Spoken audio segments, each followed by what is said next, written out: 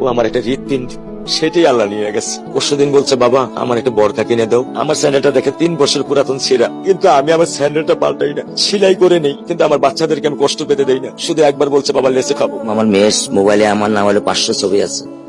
আমি এখনো সাহস পাইনি আমার মেয়ের একটা ছবি বের করে দেখতে। আমার সেই সাহস নাই। আমি সেই সাহস হারাই ফেলছি, কারণ ও আমার ছিল হৃৎপিণ্ড। ওর জীবনে এমন কোন চাওয়া নাই যেটা আমি পূরণ করি নাই। পরশুদিন বলছে, বাবা আমার একটা বরকা কিনে দাও। আমার চাচতো ভাই বললো, ভাই ইসলামপুর থেকে 300-400 টাকা পাওয়া যায়। আমি সাথে সাথে নিউ মার্কেট থেকে আমি 1000 টাকা দিয়ে আমার মেয়েকে বরকা এনে দিচ্ছি। আমি দরিদ্র, ভাঙা বাসায় থাকি, কিন্তু আমার সন্তানদেরকে আমি কখনোই দারিদ্রতার স্বাদ পেতে দেইনি। দারিদ্রতার স্বাদ পেতে দেইনি। আমার বড় মেয়েকে এখন আমি সেলোরার থেকে জামা কিনে দিই।